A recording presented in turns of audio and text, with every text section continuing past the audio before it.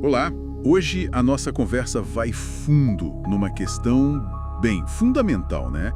Será que a gente está mesmo no comando da nossa vida? Pois é. Vamos mergulhar aqui numas ideias baseadas nos ensinamentos do G.I.G. Gurdjieff. É um material que, olha, desafia bastante a nossa noção de eu. Totalmente. A ideia central, e que já chega meio impactante, é que a gente funciona quase como máquinas. Tipo, quase sempre num estado de sono, mesmo quando a gente acha que está super acordado. Exato. E a nossa ideia aqui é investigar um pouco esses conceitos, sabe? Que misturam filosofia, um certo esoterismo e o que ele mesmo chamou de quarto caminho. Quarto caminho.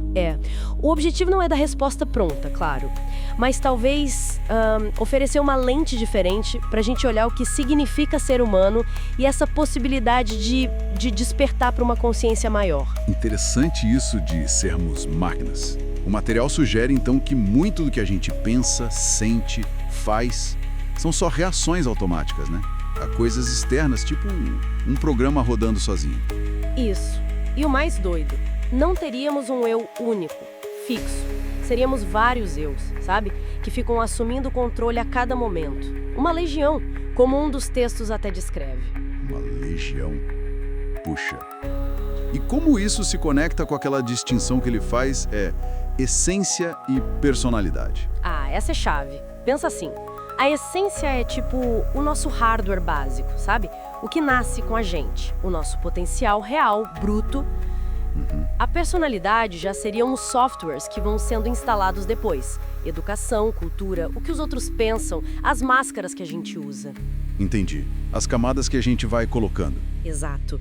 E o problema, segundo essa visão, é que na vida moderna, a personalidade cresce tanto, mas tanto, que acaba sufocando a essência, fica quase tudo por cima. Como se tivesse tanto app rodando que o sistema original nem aparece direito. Perfeito. A cultura tende a inflar essa personalidade.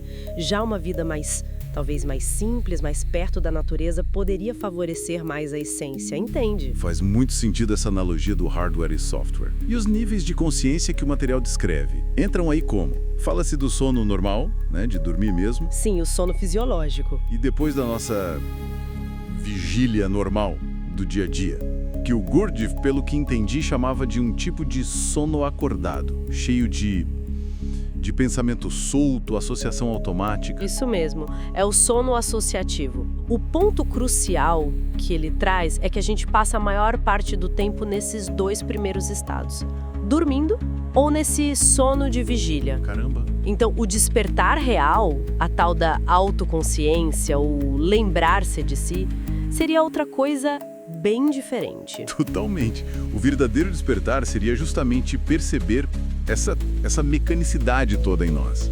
E não é algo que acontece do nada. Exige um esforço ativo constante. Essa prática de lembrar-se de si, de estar presente aqui e agora. Tá, mas se observar assim, sem cair na armadilha de se justificar ou se culpar, isso parece muito, muito difícil. O material dá alguma dica prática? Olha, ele reconhece essa dificuldade sim. É bem complicado fazer isso sozinho. Por isso, muitas vezes se fala da necessidade de uma ajuda externa, talvez um grupo, sabe? Uma orientação para conseguir essa objetividade. Entendi. A ideia inicial nem é mudar logo de cara. É primeiro ver. Só observar como a gente realmente funciona. Ver as reações automáticas, os padrões que se repetem. A compreensão viria dessa observação honesta. E onde entra o tal quarto caminho nisso tudo? O que ele tem de diferente? Então, o quarto caminho é apresentado como uma via que tenta integrar o trabalho físico, o emocional e o mental. Tudo ao mesmo tempo. Só que, e essa é a diferença-chave, dentro da vida cotidiana. Não precisa ir para um mosteiro ou algo assim? Não. Diferente do caminho do fakir, que foca mais no corpo, né? Ou do monge, na emoção, na fé. Ou do yogi focado na mente. Esses caminhos muitas vezes pedem reclusão, afastamento. Entendi. A proposta do quarto caminho é usar a própria vida, o dia a dia, como nosso laboratório para esse desenvolvimento. Puxa, trabalhar tudo junto, no meio da confusão diária, Como conciliar isso com a necessidade de esforço consciente? Parece fácil se perder de novo, né? É um desafio enorme, com certeza. Mas o princípio fundamental do quarto caminho, como é descrito, é a compreensão. Não é para ser uma fé cega, sabe? Você precisa entender o que está fazendo e por quê. Faz sentido, conhecimento aplicado. Isso. E talvez por isso ele possa ser considerado mais eficiente, digamos, porque trabalha as 3 frentes juntas e usa um conhecimento para tentar, catalisar mudanças internas. Tem até uma analogia que usam como se fosse um comprimido de conhecimento aplicado, diferente de exercícios longos e isolados de um centro só. Mas claro, os obstáculos são muitos. Quais seriam os principais, assim, que o material aponta? São aquilo de você se perder completamente numa emoção, num pensamento, numa pessoa, numa coisa, esquecer totalmente de si. Tipo, ficar com tanta raiva numa briga que você é a própria raiva naquele momento. Exatamente isso. Perfeito exemplo. Outros obstáculos são a mentira para si mesmo, sabe? As desculpas, as justificativas que a gente inventa e a tal da consideração interna. Consideração interna. O que é isso? É aquela preocupação excessiva com o que os outros estão pensando da gente. Ficar imaginando opiniões, julgamentos, isso consome uma energia danada. Superar esses hábitos automáticos, olha, exige muito esforço consciente. Imagino. E isso leva para aquela ideia de esforço consciente e até de sofrimento voluntário, que soa meio pesado, né? Soa mesmo, mas o sofrimento voluntário aqui não é buscar dor porque sim, entende? É mais a disposição de encarar o desconforto que vem quando a gente começa a perceber as próprias contradições. A nossa falta de unidade, a nossa mecanicidade. Ah, o sofrimento de ver a verdade sobre si mesmo. Isso. É o sofrimento de morrer um pouco para as ilusões que a gente tem sobre quem somos.